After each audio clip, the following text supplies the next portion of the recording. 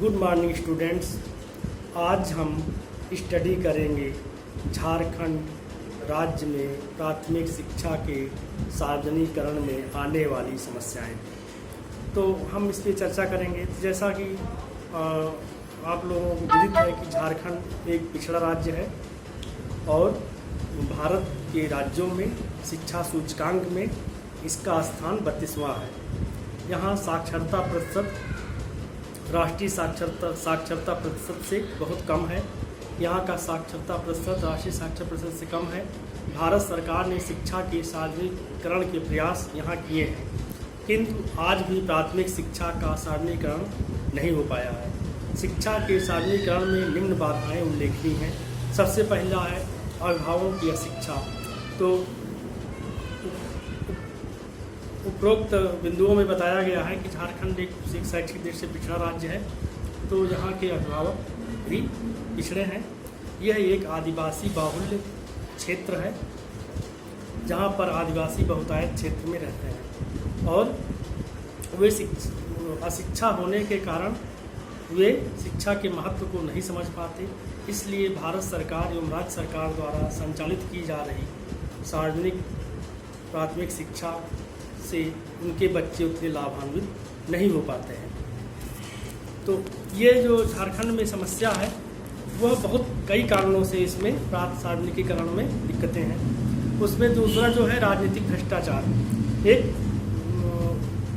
अशिक्षित राज्य होने की वजह से राज्य में बहुत अधिक भ्रष्टाचार व्याप्त है, खास करके राजनीतिक भ्रष्टाचार व्याप्त है। राज्य सरकार के संसाधनों का एवं केंद्र सरकार से मिलने वाले संसाधनों की लूट खसोट मची हुई है और इन लूट खसोट में वहाँ के नेता एवं प्रशासनिक अधिकारी शामिल रहते हैं। राज्य के कई नेता तथा प्रशासनिक अधिकारी या तो जेल जा चुके हैं या तो ये सजा याफ्ता हैं, उनको सजा हो चुकी है या उनके ऊपर ट्रायल चल रहा है। तो इन सब वजहों से चूँकि जो पैसा आता है सरकार के पास, जो संसाधन है आर्थिक संसाधन, उसका सही तरीके से इस्तेमाल न होने से और जनता के अशिक्षित होने से उसका सही इस्तेमाल नहीं हो पाता। तीसरा जो है वो है दुर्गम भौगोलिक स्थिति। क्योंकि जो झारखंड राज्य है वो एक दुर्गम उसकी भौगोलिक स्थिति है। राज्य वनाच्छादित है तथा पहाड़ियों एवं पठारों से घिरा हुआ है।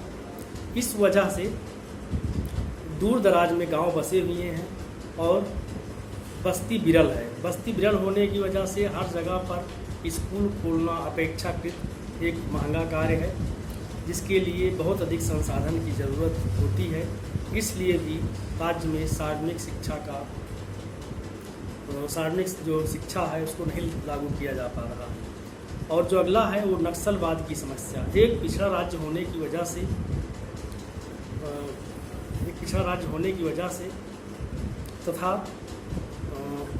आदिवासी बाहुल्य होने की वजह से जहाँ पर आदिवासी समाज काफ़ी पिछड़ा हुआ है वहाँ पर नक्सलवाद की समस्या बहुत व्यापक रूप में है। चूँकि असमानता है इसलिए वहाँ पर नक्सलवाद, असमानता की वजह से नक्सलवाद है। आदिवासी समूह छोटी छोटी ज़रूरतों के लिए सरकार पर निर्भर है, उसके पास अपने कोई संसाधन नहीं है। इसलिए अलगाववादियों को यह अवसर मिलता है कि वो राज्य के नागरिकों को भड़का करके अपना हित साध सकें और इस प्रकार वहाँ पर नक्सलवाद की समस्या है, जो कि वहाँ के स्कूलों को उड़ा देते हैं, वहाँ पर माइन बिछा देते हैं, स्कूलों को उड़ा देते हैं, रास्तों को बंद कर देते हैं या हिंसा का कार्य जारी है। इसकी वजह से राज्य बहुत अधिक ही पिछड़ा है और सरकार ने भी वहाँ पर पर्याप्त कार्य नहीं किए हैं। यदि सरकार पर्याप्त कार्य करती तो शायद जन आक्रोश इतना ज़्यादा नहीं होता। अगला जो है वो है शैक्षिक पिछड़ापन। तो झारखंड राज्य शैक्षिक दृष्टि से पहले ही बताया गया है एक पिछड़ा राज्य है। झारखंड के 24 जिलों में से आधा दर्जन जिले प्राथमिक शिक्षा में अत्यंत पिछड़े हैं। केंद्र सरकार ने इन जिलों को चिन्हित करते हुए राज्य सरकार को इनमें सुधार लाने का निर्देश दिया है। इन जिलों में पाकुड़, साहिबगंज, गुमला, सिमडेगा, चतरा, खूंटी तथा लोहरदगा शामिल है। प्राथमिक शिक्षा के विभिन्न इंडिकेटर में ये जिले काफ़ी पीछे हैं। केंद्र ने राज्य सरकार द्वारा उपलब्ध कराए गए आंकड़ों के आधार पर यह निष्कर्ष निकाला है कि प्राइमरी व अपर प्राइमरी स्कूलों में पाकुड़, गुमला, सिमडेगा तथा लोहरदगा में नामांकन की दर राज्य की औसत से काफ़ी कम है। जो पिछड़े इलाके हैं, खास करके आदिवासी ज़िले हैं, आदिवासी बाहुल्य ज़िले हैं, वहाँ पर जो नामांकन रेट है वो बहुत कम है। उसका कारण पिछड़ापन है।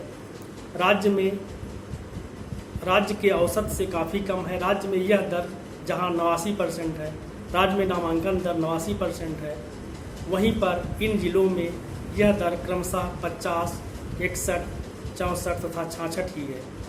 बच्चों के स्कूलों में बने रहने की दर सिमडेगा, गुमला तथा खूंटी में सबसे कम है।